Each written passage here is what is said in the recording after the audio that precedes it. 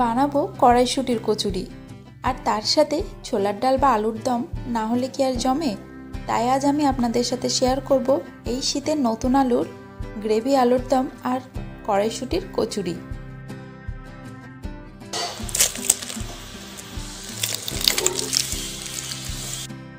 দুটো রেসিপি একসাথে থাকছে। গ্রাম্য পদ্ধতিতে কিভাবে আপনারা বানাবেন এবং টেস্টটাও অনেক সুন্দর হবে, সেই সব কিছু আজকের রেসিপিতে থাকছে। কচুরির জন্য প্রথমে ময়দার ডো বানানোর জন্য নিয়েছি 400 গ্রাম ময়দা, দিয়ে দিচ্ছি 1 চা চামচ নুন আর 1.5 চা চামচ চিনি। চিনিটা দেওয়ার কারণে লুচির কালারটা ভালো হয়। হাত দিয়ে একটু মিশিয়ে নেবেন। তারপর এর মধ্যে দিয়ে দেব 4 চা চামচ সাদা তেল। চাইলে আপনারা এখানে ঘি বা ডালডাও ব্যবহার করতে পারেন। এবার হাত দিয়ে খুব ভালোভাবে মেশাবেন। যখন দেখবেন মেশাতে মেশাতে এরকম একটা ঝরঝরে ভাব এসেছে, তারপরে এর মধ্যে পানি যোগ করব। আমি নিয়েছি হাফ কাপ পানি, উষ্ণ গরম। পানিটা অল্প অল্প করে কয়েকবারে দেবেন প্রয়োজন মতো।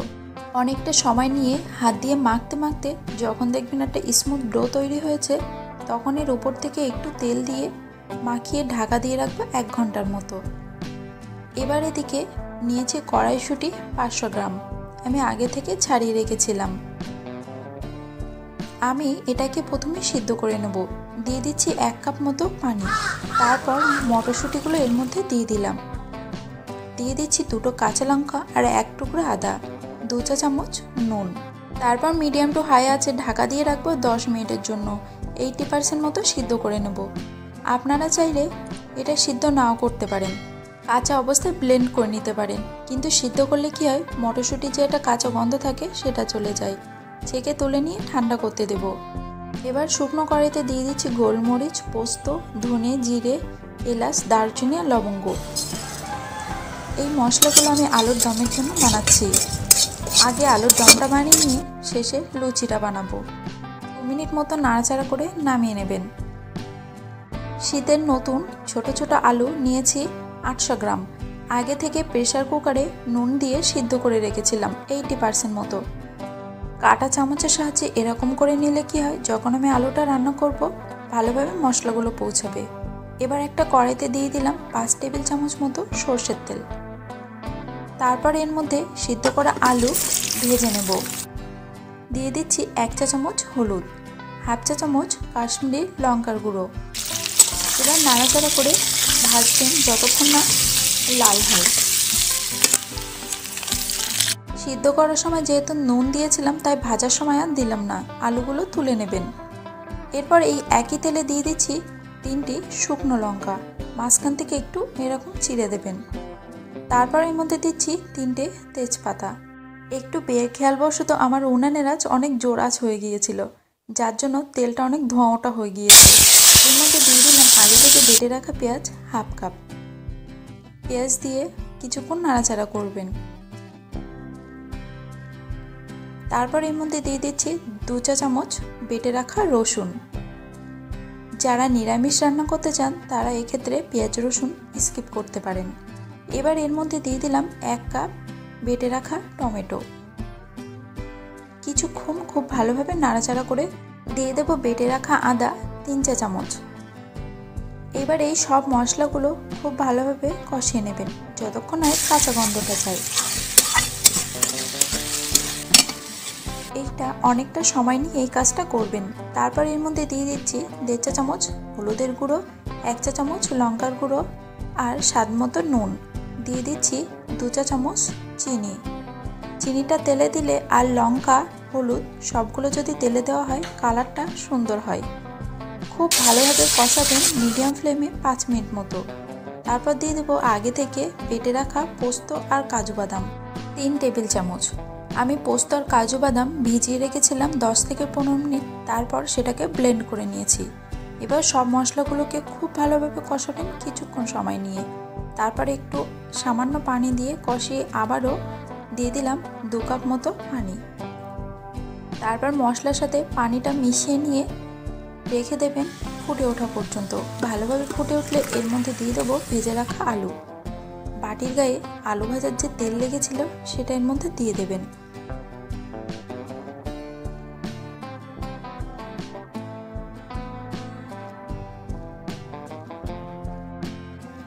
কিছুক্ষণ পর ফুটে উঠলে এর মধ্যে দিয়ে দেবো কুচনো ধনেপাতা। ধনেপাতাটা দিয়ে ঢাকা দিয়ে রাখবেন একদম লো ফ্লেমে কিছুক্ষণ। এদিকে যে ভেজে রেখেছিলাম যে মশলা, সেটাকে গুঁড়ো করে নেব।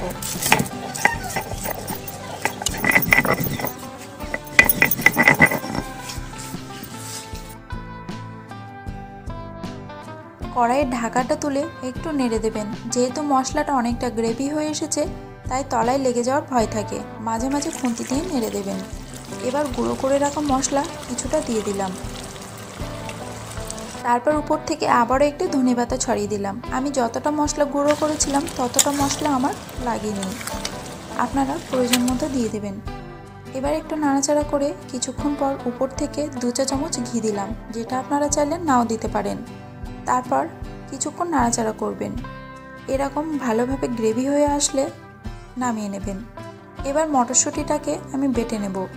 আপনারা চাইলে মিক্সিতেও ব্লেন্ড করে নিতে পারেন, আর যদি আপনারা চান সিদ্ধটা নাও করতে পারেন, তবে সিদ্ধটা করবেন, টেস্টটা আরও ভালো হয়।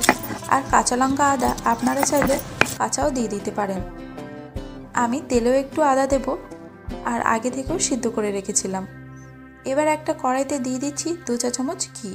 কড়াইশুঁটির পুরটা বানিয়ে নেব। দিয়ে দিচ্ছি 1.5 চা চামচ বেটে রাখা আদা। একটু নাড়াচাড়া করবেন। তারপর এর মধ্যে দিয়ে দিচ্ছি 1/2 চা চামচ হিং।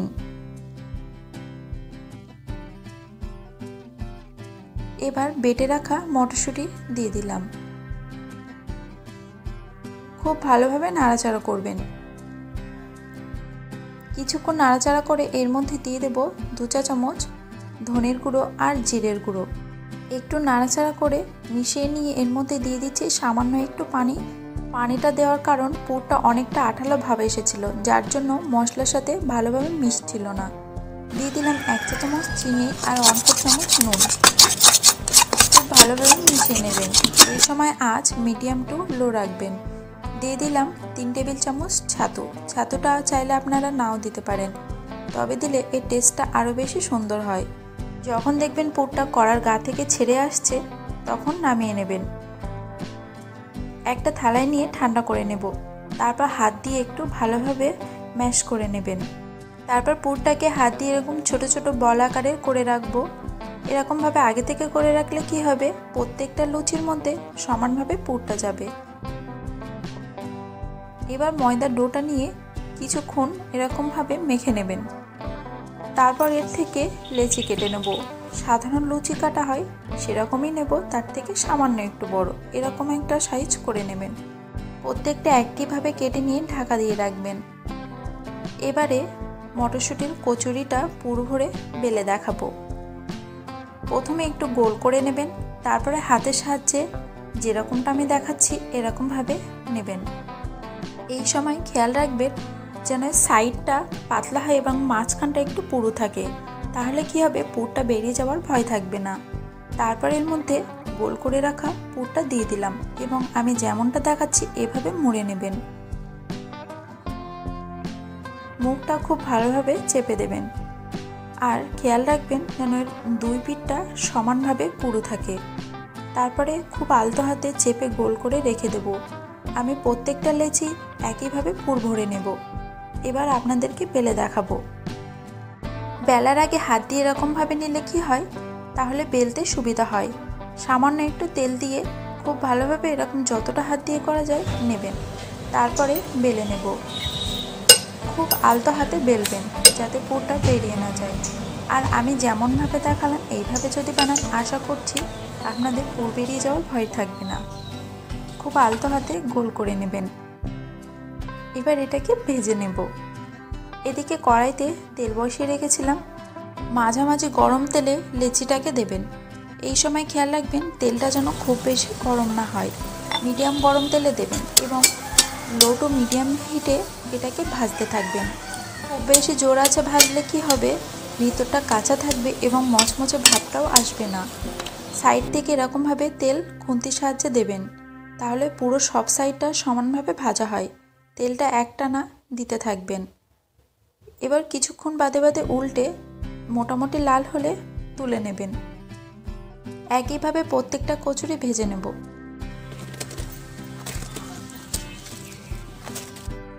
কে কে কড়াইশুঁটি কচুরি বাড়িতে বানান আমাকে কিন্তু কমেন্টে জানাবেন। ভিডিওটি ভালো লাগলে লাইক করবেন, শেয়ার করবেন, আর আমার চ্যানেলটিকে অবশ্যই সাবস্ক্রাইব করবেন কিন্তু বিভিন্ন রকম রেসিপি দেখার জন্য। আর আপনারা কিসের রেসিপি দেখতে চান সেটা আমাকে কমেন্টে জানাবেন। সবাই ভালো থাকবেন, সুস্থ থাকবেন।